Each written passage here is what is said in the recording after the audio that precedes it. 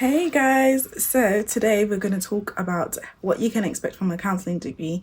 I know on this channel I go on and on and on about how you can get a counselling master's and how you can be qualified as a counsellor by getting a master's, but it's not the only way to become a qualified or registered counsellor. You can also do a counselling degree, and in this video that's what I'm going to talk about. We're going to go through the cost, the timetable, the qualification and the entry requirements. So without wasting much time, let's get straight into it. First, let's talk about how long the course is going to be, because when I talk about diplomas and masters, I always talk about the time length and what you're going to be doing in that time. So a counselling degree in the UK, just like most other degrees, is just 3 years. And unlike most of the other counselling training, like the diplomas and so on and so forth, which are part-time, counselling degrees will usually be full-time. This means you'll likely be going in more than 2 times a week. And from my research, I predict that's probably 2 to 5 times a week. Most websites don't specify exactly what days you'll be going in, but normally I think you'll have about 1 day off at least when you're doing an undergraduate degree. And I guess the reason for this is simply because most people start their undergraduate degree at around the age of 18 or 19. So most of the time they expect that students will be people who are able to live on campus or nearby campus, and that your education is your top priority. So they expect that you'll be able to come in and do the full-time lectures, which is why it's a full-time course. And as far as my research goes, I couldn't find many courses that do offer a part-time version of it. I think I only saw one which offered part-time 4 years rather than 3 years, but most of the time when you do a part-time course, it allows you to stretch the course to 4 to 6 years maximum depending on the course.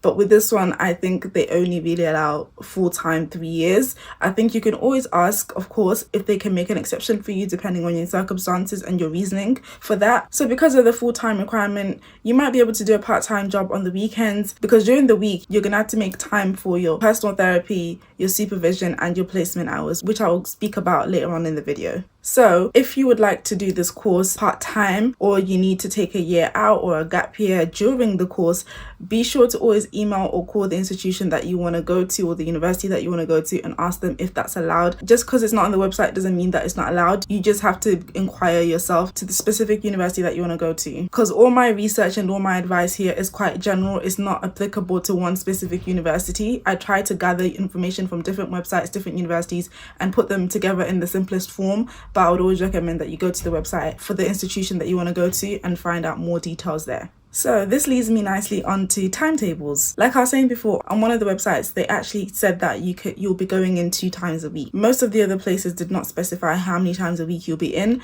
but some of them just specified that it will be during the week, anytime between 9 to 5, 9 to 6 or 9 to 8. I did not know universities can do lectures up to 7 p.m. to 8 p.m. I did not know that. So they're not very specific. They'll tell you obviously once you've applied and once you're closer to the start date, that's when you'll see your timetable, or you can inquire and ask for the rough timetable that they have. In terms of how the course will be, the modalities that you can expect to learn on the counselling degree is probably person-centered or humanistic, CBT, and psychodynamic. Those are the most common ones. This is not to say that every university will do all of these. Some might do 2, some might do 1, some might do a different one actually. So it just depends. So be sure to look out for the modalities that they teach and if they're of interest to you. And also in your timetables, you won't only have lectures, you'll also have seminars, skills workshops, small group discussions, and you'll also have supervision groups.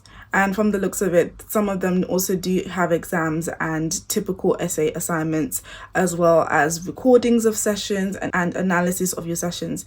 And if you'd like me to do a full video on the assessments that I've had during my master's degree, let me know in the comment section. Now let's talk qualifications. What experience will you get on the course, and will you be able to work once you finish a counselling degree? So generally from my research, I've seen that it's expected for you to get a minimum of 100 hours. So most of them say that in your 3 years you'll get up to your 100 hours. Some of the websites I've seen that you can go just over, you can get 110, you can get 115, just depends, but the minimum is that you'll get 100 hours. However, the only difference is how those 100 hours of placement are divided across different universities. Some universities expect you to get the 100 hours across the 3 years. You'll be expected to do a certain number every single year.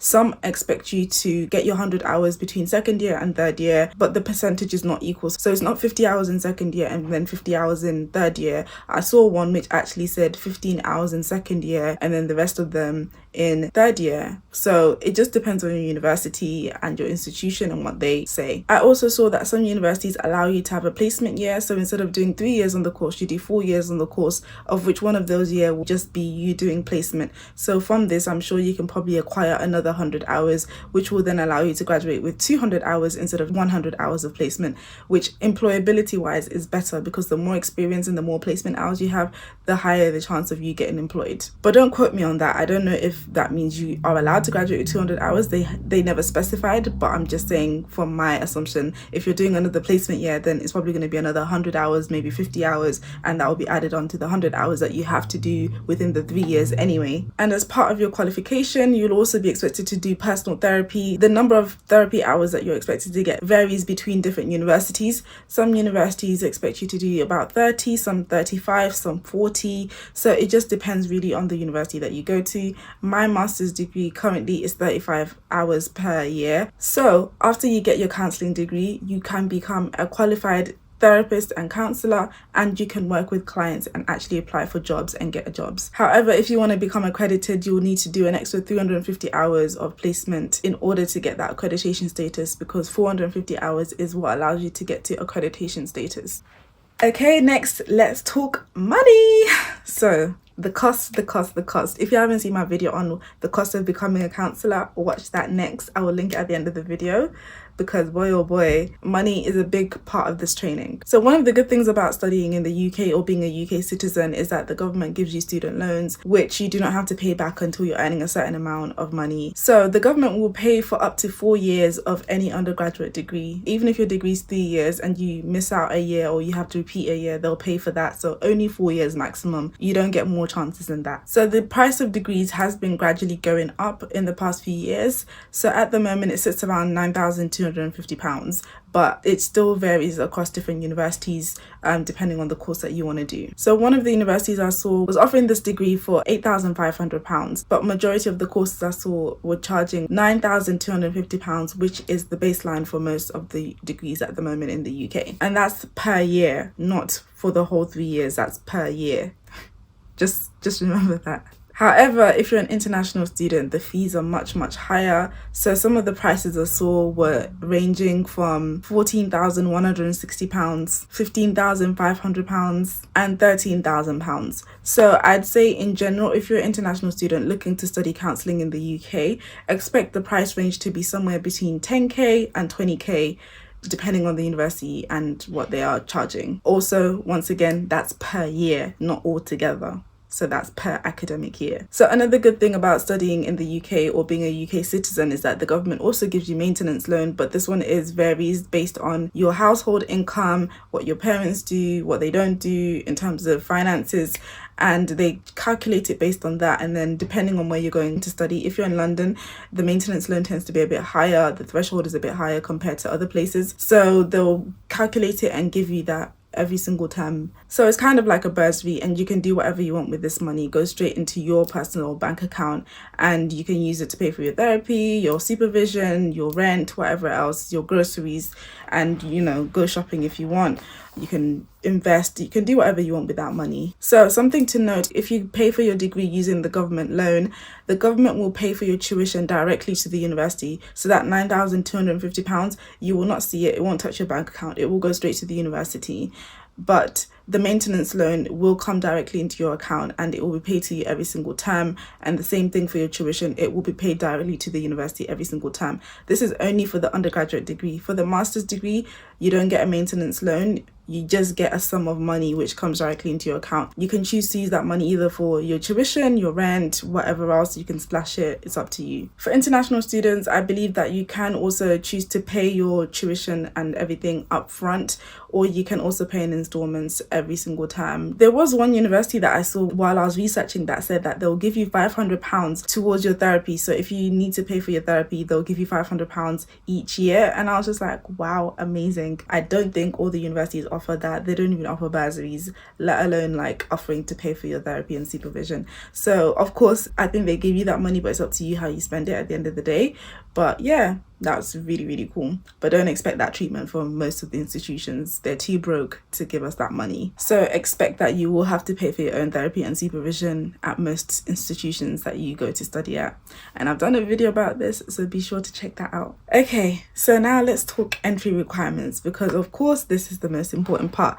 But before I get into this, I just want you to know that if you don't fit any of the entry requirements for whatever reason, there is a foundation course which is available to do. I don't know if all of them offer it, but I've seen that some of them do offer like a foundation year which you can do in order to prepare yourself to then start the undergraduate degree. So fear not if you do not meet the entry requirements. There are so many variations of entry requirements that you can have. You don't need to meet the whole list, but there's a long list of acceptable entry requirements. And honestly, when I was looking through this, it gave me a headache. So I've tried to simplify it as much as possible so that it kind of gives you hope. But just know that this is not for every single university. So you still have to go to the specific university's website that you want to go to and check their entry requirements. But these are the ones that I saw across the board. So they accept a T level. I don't know what that is, but they accept a T level. They also accept you having anything from 104 to 112 UCAS points minimum. Some institutions start at 104, some start at 112, some in between. So that's also something that you can come in with. You can also have an international baccalaureate. I think that's how it's pronounced. International baccalaureate. You can also have that, but it has to have a certain number of points. I don't understand the point system, but each university will state how many points you need to have if that's the qualification that you have. Another requirement that's allowed is an access to higher education diploma. So if you've got that, that's great. They also accept a BTEC extended diploma, and they specify the grades. I can't remember what they were. There was something like DDM or distinction merit. I think that's what it stands for.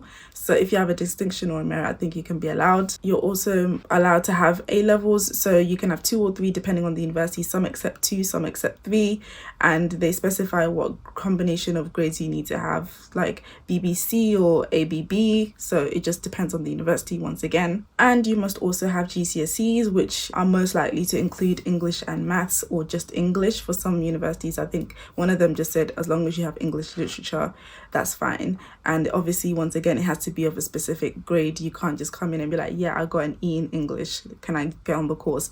Which also reminds me, if English is not your first language, then they also expect you to do a test or have a certificate to show that you are proficient in English. So like I said, you don't need to have every single one of these qualifications. As long as you have maybe 2 or 3 of them, I think they will accept you. So just double check with the university. And if, like I said, if you don't meet the entry requirements, fear not, ask them. If you have other qualifications that you think are good but are not listed on the website, call them, ask them, and explain to them what your qualification is. And you never know, they might let you on. So if you have questions, don't fear. It's better to go and ask and just be told no than to not say anything and then miss out on an opportunity where you could have been accepted. So like I said, I did a video explaining the true cost of becoming a counsellor, which you can watch next. And I also did a video on what you can expect from a level 2 counselling diploma and a level 3 counselling diploma. And now you can also watch one of those. I'll have them in the description box below as well as at the end of this video. So I'll see you guys in the next video. Don't forget to like and to subscribe. Bye.